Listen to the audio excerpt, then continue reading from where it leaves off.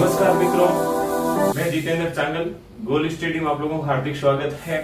कल हम लोगों ने प्रकाश स्टार्ट किया था और उसका फर्स्ट वीडियो हम लोगों ने डाला था जिसमें आप लोगों ने बहुत अच्छा सपोर्ट किया, उसके लिए सभी को धन्यवाद। देखिए आज हम इसका दूसरे वीडियो पर जा रहे हैं, ठीक है। और दूसरे वीडियो के अंतर्गत हम आज प्रकाश की घटना स्टार्ट करने जा रहे हैं और प्रकाश की घटनाओं के अंतर्गत आज हम पहली जो घटना स्टार्ट करने जा रहे हैं और वो पहली घटना स्टार्ट करने जा रहे हैं प्रकाश का परावर्तन। देखो प्रकाश का परावर्तन, प्रकाश का परावर्तन, प्रकाश का परावर्तन। देखिए प्रकाश का परावर्तन क्या होता है। प्रकाश का परावर्तन, परावर्तन वर्ड अगर हम ध्यान से देखें तो ऐसा लग रहा है कि कोई टकरा कर जा रहा है और यहां पर किसका परावर्तन करवाने जा रहे हैं तो आपको साफ दिख रहा है हम किसका परावर्तन करवाने जा रहे हैं, प्रकाश का। तो देखिए यदि आने वाली प्रकाश की किरण यदि किसी सतह से टकराकर पुनः उसी माध्यम में लौट जाती है, इस घटना को कहते हैं प्रकाश का परावर्तन। जैसे मान लो मैं यहां खड़ा हूं, स्टूडियो की लाइट आ रही है और मेरी बॉडी से टकरा रही है और मेरी बॉडी से टकरा कर आप लोगों का कैमरा तक जा रही है जहां से ये शूट हो रहा है। तो ये क्या कर रहा है, आ रही है, टकरा रही है और वापस आ रही है। बस याद रखना है प्रकाश की परावर्तन के लिए माध्यम एक होगा। प्रकाश की परावर्तन के लिए माध्यम क्या होगा, एक होगा। यानी माध्यम एक कैसे, जैसे मान लो इस दुनिया में जहां मैं खड़ा हूं मेरे सामने तीन ही प्रकार के माध्यम हो सकते हैं। या तो माध्यम ठोस हो सकता है, या माध्यम द्रव हो सकता है और या माध्यम क्या हो सकता है, गैस हो सकता है। तो देखो मान लो मैं आपके सामने यहां खड़ा हूं तो स्टूडियो की लाइट आ रही है, तो ये लाइट किस मारी, ठोस मारी है, द्रव मारी है, गैस मारी, यानी हवा मारी और वापस यहां से टकराकर भी किस में जा रही है, हवा में जा रही है। इसका मतलब ये माध्यम और ये माध्यम अगर एक होगा तो ही प्रकाश की कौन सी घटना होगी, परावर्तन होगी। तो घटना नहीं है, आने वाली प्रकाश की किरण जब किसी सतह से टकराकर पुनः उसी माध्यम में लौट जाती है, इस घटना को कहते हैं प्रकाश का परावर्तन। अब देखो आने वाली जो किरण है, यानी जो किरण आ रही है, इस किरण को हम लोग कहते हैं आपतित किरण। कौन सी किरण कहते हैं भाई, आपतित किरण। कौन सी किरण, आपतित किरण। टकराकर जाने वाली जो किरण है, टकराकर जाने यानी इसका क्या हो रहा है, परावर्तन। तो इस किरण को हम लोग कहेंगे परावर्तित किरण। कौन सी किरण, परावर्तित किरण। जिस बिंदु पर ये यहां टकरा रही है उसके सापेक्ष खींचा गया जो लंब होता है, उस लंब को हम लोग कहते हैं अभिलंब। क्या कहते हैं, अभिलंब। क्या कहते हैं भाई, अभिलंब। ठीक है। अब देखो जिस सतह से ये टकरा रही है उस सतह से यानी क्या कर रहा है, परावर्तन, तो इसको कहते हैं परावर्तक पृष्ठ कहते हैं। तो देखो हम लोगों ने इसका नामकरण कर दिया है कि आने वाली प्रकाश की किरण जब किसी सतह से टकराकर पुनः उसी माध्यम में लौट जाती है, इस घटना को प्रकाश का परावर्तन कहते हैं। बस याद रखना माध्यम कितना होना चाहिए, एक ही होना चाहिए। घटना कुछ नहीं है, आने वाली किरण आपतित किरण, टकराकर जाने वाली किरण परावर्तित किरण। जिस बिंदु पर आपतित किरण टकराती है इसके सापेक्ष खींचा गया लंब क्या कहलाता है, अभिलंब कहलाता है। अब देखो अभिलंब और आपतित किरण के मध्य यानी ये अभिलंब और ये कौन सी किरण है, आपतित किरण के मध्य इस कोण को हम लोग कहते हैं आपतन कोण। कौन सा कोण कहते हैं भाई, आपतन कोण। और इस आपतन कोण को इंग्लिश में कहते हैं इंसिडेंट ट्रायंगल। तो हम शॉर्ट में इसको क्या लिखेंगे, आई लिखेंगे। अच्छा ये अभिलंब और ये कौन सी किरण है, परावर्तित किरण। तो इस किरण यानी ये जो कोण बन रहा है, इस कोण को हम कौन सा कोण कहेंगे, परावर्तन कोण। कौन सा कोण है, परावर्तन कोण, इंसिडेंट रे। इसलिए इसको क्या लिखेंगे भाई, आर लिखेंगे। तो देखिए ये आई और ये आर, आपतन कोण और परावर्तन कोण। तो परिभाषा में कोई नहीं, आपको दिक्कत नहीं होनी चाहिए कि परावर्तन का मतलब टकराकर वापस जाना। और कितने माध्यम है, एक ही माध्यम है। जैसे मैं यहां खड़ा हूं, किरण आई, टकराई और वापस गई, कौन सी घटना हो रही है, परावर्तन की घटना हो रही है। अब देखियो इस डायग्राम से आजकल के एग्जाम के अंतर्गत प्रश्न नहीं बनते हैं, प्रश्न बनते हैं नियम से। तो इसकी बात करते हैं परावर्तन के नियम। तो देखिए नियमों के अंतर्गत हम लोग ध्यान दें, तो नियमों के अंतर्गत अगर हम ध्यान दें तो पहला नियम क्या कहता है, पहला नियम कहता है कि आपतित किरण, आपतित किरण, आपतित किरण, आपतित किरण, परावर्तित किरण, आपतित किरण, परावर्तित किरण और अभिलंब, और अभिलंब क्या होते हैं भाई, एक ही तल में होते हैं, और अभिलंब एक ही तल में होते हैं, एक ही तल में होते हैं। एक ही तल में होने का मतलब होता है कि माध्यम एक होगा तो एक ही तल में होंगे। नियम नंबर 2 वेरी मस्ट नियम है, और यहां से 100% प्रश्न बढ़ेगा कि नियम नंबर 2 आई बराबर क्या होता है, आर होता है। आई बराबर आर का मतलब है कि जितनी डिग्री एंगल पर ये प्रकाश की किरण आपतित हो रही है, उतनी डिग्री एंगल पर ये क्या हो रही है, परावर्तित हो रही है। तो हमेशा जितना आपतन कोण होगा उतना ही कौन सा कोण होगा, परावर्तन कोण होगा।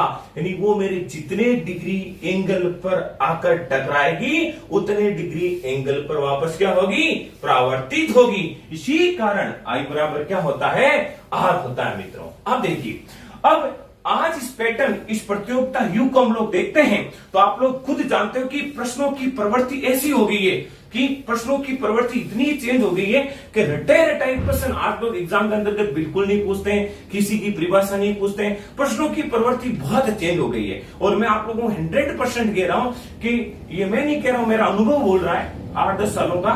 ये चीज याद रखना है कि अगर ये यहां से कोई फॉर्मेटिव प्रश्न बनता है तो 100% यहां से प्रश्न बनेगा प्रकाश के परावर्तन के नियमों से, और नियमों से एक ही प्रश्न बनने की प्रवृत्ति है, और वो बनेगा इस कोणों को लेकर, यानी आई बराबर आर को लेकर। जैसे मान लो मैं एक प्रश्न मौखिक बोल रहा हूं, फिर आप लोगों को कभी करवाऊंगा कि मैंने प्रश्न बोला कि आपतन कोण का मान 30 डिग्री है, तो बताइए परावर्तन कोण का मान कितना होगा। तो हम सीधा जानते हैं कि आई बराबर क्या होता है, आर। तो आपतन कोण 30 डिग्री है तो परावर्तन कोण कितना डिग्री होगा, 30 डिग्री होगा। लेकिन अगर यहां से प्रश्न घुमा दे तो वो प्रश्न कैसे घुमाएगा, ठीक है, तो वो प्रश्न कैसे घुमाएगा, इसके लिए मैं आगे स्टार्ट करने जा रहे हैं। उससे पहले एक बार आप लोग स्क्रीनशॉट ले लें, इसका स्क्रीनशॉट आप लोगों ने लिया होगा।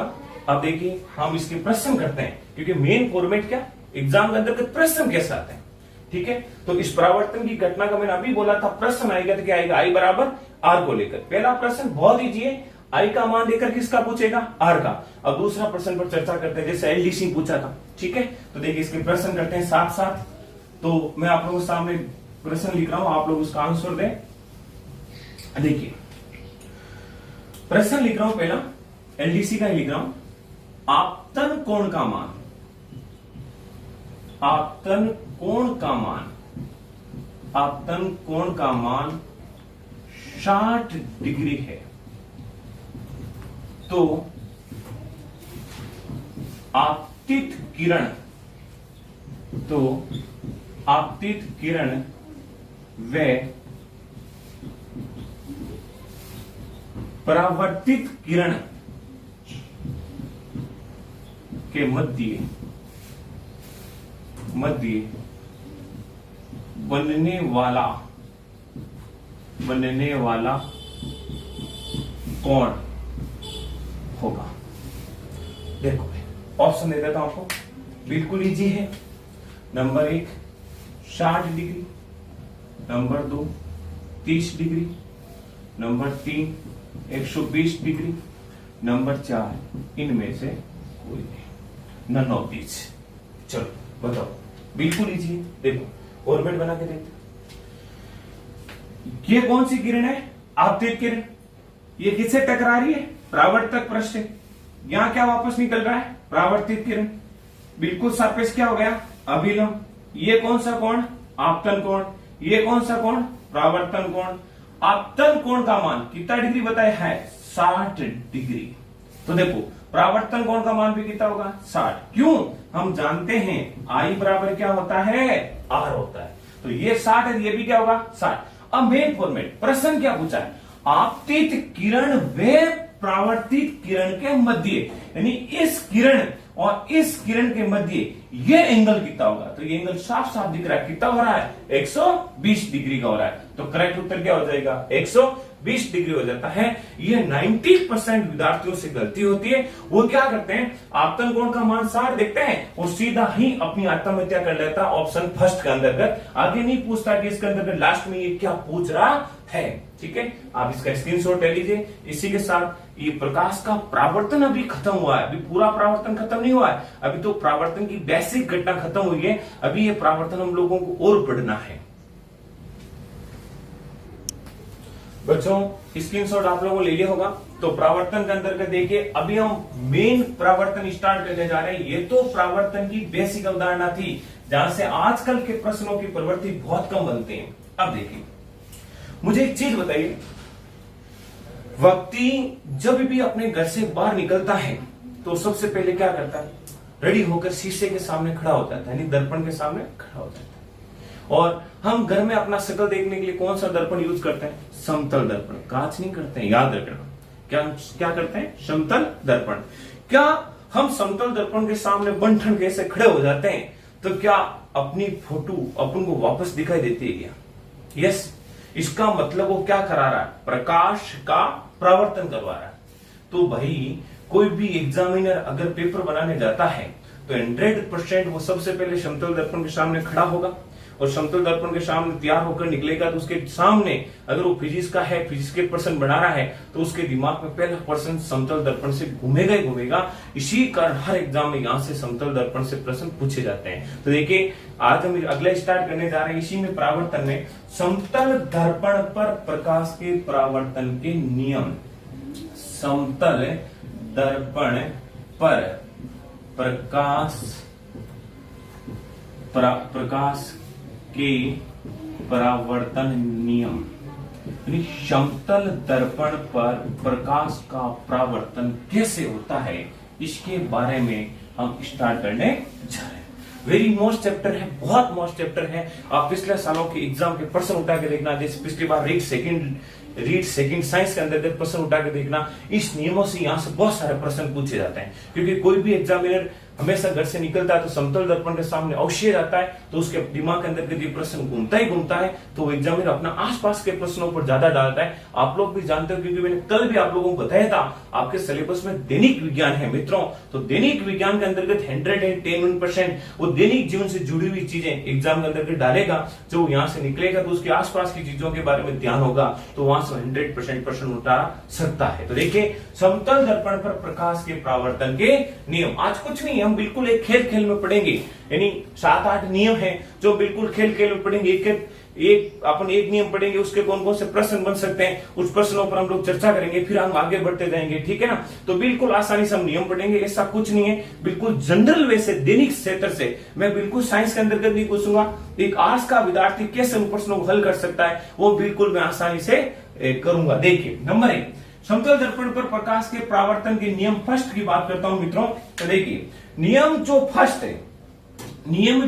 है वो नियम फर्स्ट क्या कहलाता है। नियम फर्स्ट के अंतर्गत आप लोग देखिए, मैं आप लोगों को मान लो ये एक समतल दर्पण है, ये एक समतल दर्पण है। समतल दर्पण के अंतर्गत एक सतह पर लेपन किया जाता है ताकि यहाँ प्रकाश का ज्यादा से ज्यादा परावर्तन हो, क्योंकि आएगी टकरा कर वापस आएगी तो पीछे लेप होगा तो परावर्तन होगा, अगर लेप नहीं होगा तो आर पार निकल जाएगी, तो आपको बिल्कुल साफ दिखाई नहीं देगा। तो देखिए, सतह पर एक लेपन किया जाता है। मान लेते हैं ये आप लोगों का समतल दर्पण है, ठीक है, और इस समतल दर्पण से आपको मैंने 10 मीटर दूरी पर खड़ा कर दिया। इस समतल दर्पण से मैंने आपको कितनी दूरी पर खड़ा कर दिया, 10 मीटर पर। अब मैं आपको एक प्रश्न पूछ रहा हूं, बिल्कुल खड़े हो, ठीक है, आप समतल दर्पण के सामने 10 मीटर दूरी पर खड़े हो। मुझे एक चीज बताइए कि इस समतल दर्पण में आपका प्रतिबिंब आपको दिखाई दे रहा है। आज एक काम करना, समतल दर्पण के सामने जाकर खड़े हो जाना, ठीक है, और इस समतल दर्पण के सामने जाकर खड़े हो जाना, और जब यहाँ आप लोग खड़े हो तो आपकी फोटो उस समतल दर्पण के अंदर दिखाई दे रही है। बस मैं इतना सा आपको प्रश्न पूछ रहा हूं कि मान लेते हैं आप समतल दर्पण से 10 मीटर दूरी पर खड़े हो, तो आपका जो प्रतिबिंब है, जो समतल दर्पण में फोटो बन रही है, जो प्रतिबिंब बन रहा है, जो इमेज बन रही है, वो कितनी दूरी पर बन रही है? क्या वो बहुत अधिक दूरी पर बन रही है? क्या वो बिल्कुल समतल दर्पण के पास बन रही है? क्या वो इतनी दूरी पर बन रही है जितनी दूरी पर आप क्या हो, खड़े हो? तो आप ये कल्पना करो। तो आप आज सब आप लोग घर पे समतल दर्पण के सामने खड़े होकर देखना वास्तव में ना, तो आपको वास्तव पता चलेगा कि हम कितनी दूरी पर हैं और अपना प्रतिबिंब कहां बन रहा है। ठीक है, तो देखिए अगर आप यहां मान लेते हैं आपकी दूरी 10 मीटर है, तो आप लोग देखना आपका जो प्रतिबिंब है ना वो भी समतल दर्पण से कितनी दूरी पर बनेगा, 10 मीटर दूरी पर बनेगा। तो मैं ये कह सकता हूं कि मैं समतल दर्पण से जितनी ज्यादा दूरी पर खड़ा हूं, मेरा प्रतिबिंब भी समतल दर्पण से उतनी ही दूरी पर बनता है। यानी मैं जितना दूर हूं उतना ही मेरा प्रतिबिंब दूर है। किससे? समतल दर्पण से। यानी समतल दर्पण के अंदर 10 मीटर दूरी पर खड़ा है। तो बहुत ज्यादा यहां से प्रश्न बन सकते हैं। देखो थोड़ी बहुत आप लोगों को इतना इजी नहीं पढ़ना है क्योंकि आजकल का फॉर्मेट बहुत चेंज हो गया। ठीक है, तो आपको बिल्कुल धैर्य से थोड़ा डीपली घुसकर पढ़ना है। बिल्कुल इजी वे से पढ़ना कुछ नहीं है कि अभी मैं समतल दर्पण से जितना दूर खड़ा हूं, मेरा प्रतिबिंब समतल दर्पण में उतनी ही दूरी पर बन रहा है। मान लो मैंने कहा कि राम समतल दर्पण से 10 मीटर दूरी पर खड़ा है, तो बताओ राम का प्रतिबिंब समतल दर्पण में कितनी दूरी पर बनेगा? तो उत्तर क्या हो जाएगा? 10 मीटर हो जाएगा। ठीक है ना। तो ये था आप लोगों के नियम नंबर फर्स्ट। अब इस नियम नंबर फर्स्ट का हम एक क्वेश्चन करते हैं। देखो हमेशा याद रखना एक क्वेश्चन करना बहुत ज्यादा जरूरी है।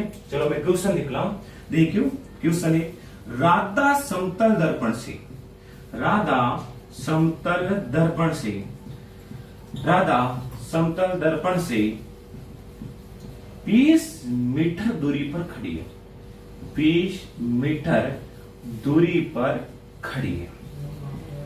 यदि वो समतल दर्पण की ओर, यदि वो समतल दर्पण की ओर, समतल दर्पण की ओर और 5 मीटर बढ़ जाती है, 5 मीटर बढ़ जाती है, तो राधा का प्रतिबिंब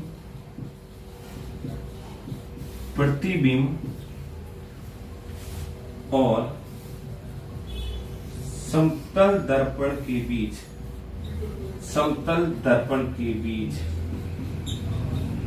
कितनी दूरी है, कितनी दूरी है? लो भाई बिल्कुल इजी वे प्रश्न लिखा है। राधा समतल दर्पण से 20 मीटर दूर खड़ी है। देखो आराम से सोचना, राधा समतल दर्पण से 20 मीटर दूरी पर खड़ी है। यदि वो समतल दर्पण की ओर 5 मीटर बढ़ रही है, तो राधा का प्रतिबिंब समतल दर्पण के बीच कितनी दूरी पर है? बिल्कुल आसान है, कुछ नहीं करते हैं, देखते हैं फॉर्मेट बनाते हैं। देखो प्रश्नों की प्रवृत्ति थोड़ी चेंज हो गई है। ठीक है, तो यहां से प्रश्न थोड़ा घुमा के पूछेगा। अब कोई ऐसा भी पढ़ के चला गया 20 मीटर तो ये भी 20 मीटर नहीं। आराम से देखो कि ये है समतल दर्पण, ये क्या है? समतल दर्पण। ये क्या है? समतल दर्पण। और इस समतल दर्पण से राधा कितनी दूर खड़ी है भाई? 20 मीटर। कितने मीटर दूरी पर खड़ी है भाई? 20 मीटर। यदि राधा समतल दर्पण की ओर, इसका मतलब समतल दर्पण की ओर इधर जा रही है। अच्छा इधर कितनी जा रही है? 5 मीटर जा रही है। इसका मतलब ये यहां तक आ गई है। तो अब ये दूरी कितनी बची भाई? 15 मीटर। तो प्रतिबिंब भी कितनी दूरी पर बन रहा है? 15 मीटर पर बन रहा है। पूछा क्या है? पूछा है कि राधा का प्रतिबिंब समतल दर्पण से, ये रहा समतल दर्पण, ये रहा राधा का प्रतिबिंब, कितनी दूरी आ रही है भाई? 15 मीटर आ रही है। तो ये आप लोगों को ध्यान रखना होगा कि वो प्रतिबिंब के अंतर्गत उस वस्तु को इसको और भेज सकता है या दूर भेज सकता है, ये आप लोगों को ध्यान रखना है। चलो इसका स्क्रीनशॉट ले ले। चलो आपने इसका स्क्रीनशॉट ले लिया होगा। देखते हैं नियम नंबर 2 देखते हैं। नियम नंबर 1 में किसी को दिक्कत है क्या? नहीं, क्योंकि अब मैं क्या कह रहा हूं कि राधा समतल दर्पण से जितनी ज्यादा दूर खड़ी है, ठीक है, यानी यदि कोई वस्तु समतल दर्पण से जितनी ज्यादा दूर खड़ी है उसका प्रतिबिंब समतल दर्पण के उतनी दूरी पर बनेगा। चाहे वो जितनी दूरी पर खड़ी है उतनी दूरी पर उसकी इमेज बनने वाली है। अब प्रश्नों में थोड़ा ध्यान रखें, प्रश्नों के अंतर्गत थोड़ा वो आप लोगों को उलझा सकता है। वो दूरी देकर उसको पास आगे पीछे खिसका सकता है और फिर वो दूरी पूछ सकता है। जरूरी नहीं कि वो समतल दर्पण और इस प्रतिबिंब के बीच की दूरी पूछे, वो इसका और इसके बीच की भी दूरी पूछ सकता है। कि मान लेते हैं राम समतल दर्पण से 10 10 मीटर दूरी पर खड़ा है, तो बताइए समतल दर्पण में बना प्रतिबिंब और राम के बीच में दूरी कितनी है? तो 10 ये है, तो 10 क्या हो जाएगी? ये हो जाएगी। बस बिल्कुल इजी वे देखना है कि जितनी दूरी पर खड़े हैं उतनी दूरी पर क्या बनेगा बच्चों? प्रतिबिंब बनेगा। बस ये चीज याद रखनी है। चलो स्क्रीनशॉट आपने ले लिया है। अब हम लोग नियम नंबर 2 स्टार्ट करते हैं। नियम नंबर 1 तो ये था। देखो नियम नंबर 2 बहुत इजी नियम है, बहुत इजी नियम है। देखो नियम नंबर 2 क्या कहलाता है? नियम नंबर 2 कहलाता है, मान लेते हैं मैं आपको एक प्रश्न पूछ रहा हूं कि ये है समतल दर्पण। ये क्या है? समतल दर्पण है। ये है समतल दर्पण। मान लेते हैं आप समतल दर्पण से 20 मीटर दूरी पर खड़े हो। कितने मीटर दूरी पर खड़े हो? 20 मीटर। तो आपका इमेज भी कितनी दूरी पर बन रहा है? 20 मीटर दूरी पर खड़ा है या 20 मीटर दूरी पर बन रहा है। बस अब मैं या चाल को लेकर प्रश्न करूंगा। चाल को लेकर कैसे? कि मान ले यहां समतल दर्पण है और यहां कोई वस्तु खड़ी है।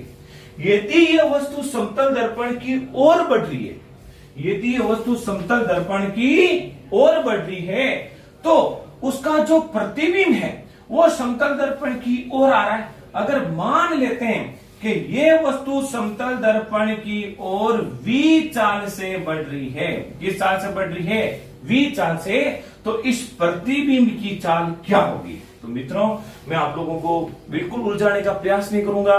कैसा होता है, क्या होता है, बिल्कुल एक कंसेप्ट याद रखना है कि यदि प्रतिबिंब की चाल v है, बस बिल्कुल आसान से याद रखना है, यदि प्रतिबिंब की चाल v है तो यदि अपने आने वाला जो हम लोग समतल दर्पण की ओर बढ़ रहे हैं, यदि v चाल से बढ़ रहे हैं तो प्रतिबिंब की चाल से आता हुआ प्रतीत होगा 2v चाल से प्रतीत होगा। यानी आपकी चाल v है तो प्रतिबिंब की चाल क्या हो जाएगी? 2v हो जाएगी। मान लेते मैंने कहा कि राम समतल दर्पण से समतल दर्पण की ओर 10 मीटर प्रति सेकंड की चाल से जा रहा है, तो बताइए प्रतिबिंब की चाल कितनी हो जाएगी? 20 मीटर प्रति सेकंड। यानी जो चाल v है उसका क्या करना है? 2v करना है। यानी हम v चाल से बढ़ रहे हैं तो उसकी चाल क्या हो जाएगी? 2v चाल हो जाएगी। तो ये नियम नंबर 2 भी कंप्लीट हुआ। इसके आंकिक प्रश्न वगैरह भी पूछ सकते हैं, तो आपको ज्यादातर आंकिक कैसे नहीं पूछेंगे, इजी पूछेंगे। ये याद रखना, v चाल से क्या करना आप लोगों को? 2v चाल करना होगा। चलो आप इसका स्क्रीनशॉट ले लें। चलो बच्चों स्क्रीनशॉट आप लोगों ने ले लिया होगा नियम नंबर 2 का। देखते हैं नियम नंबर 3। नियम नंबर 3 क्या कहलाता है?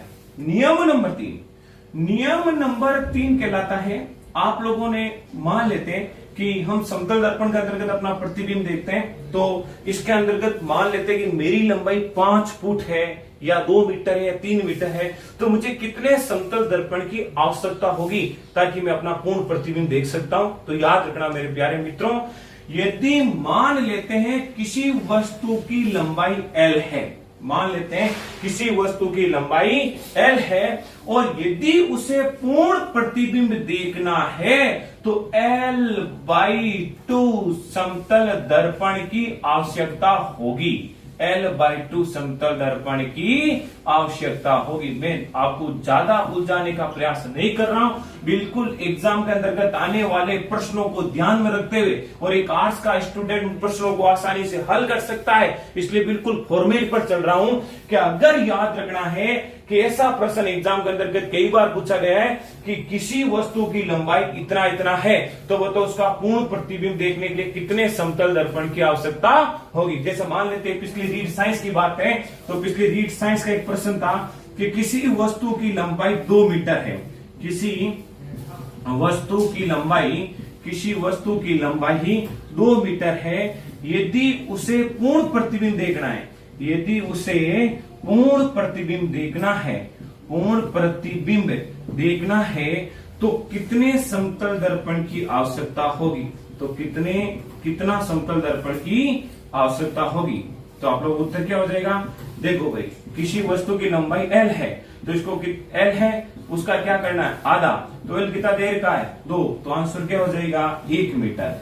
यानी आप लोगों को यह याद रखना है कि जितना समतल दर्पण है उसका आधा, जितना आप लोगों की वस्तु की लंबाई है उसका आधा समतल दर्पण आप लोगों को लेना होगा। तो नियम नंबर 3 भी हम लोगों ने कंप्लीट कर लिया है। एक बार वापस देखें, पहला नियम क्या था कि यदि किसी वस्तु, मान लो पहला नियम, मैं समतल दर्पण से जितना दूर खड़ा हूं मेरा प्रतिबिंब समतल दर्पण में उतनी दूरी पर बन रहा है। यदि मेरी चाल v है तो प्रतिबिंब की चाल क्या हो जाएगी, 2v चाल। नंबर तीसरा, माना कि मेरी लंबाई l है, मान लो मैंने कहा मैं 172 सेंटीमीटर लंबा हूं, तो मुझे पूर्ण प्रतिबिंब देखने के लिए कितना समतल दर्पण की आवश्यकता होगी, तो 172 में कितने का भाग लगेगा, 2 का भाग लगेगा, यानी आधा करना है। जितनी भी वस्तु है उसकी आधा आप लोगों को करना होगा, तो उसको इतना समतल दर्पण की आवश्यकता होगी। चलो मित्रों, आज के लिए इतना ही, धन्यवाद।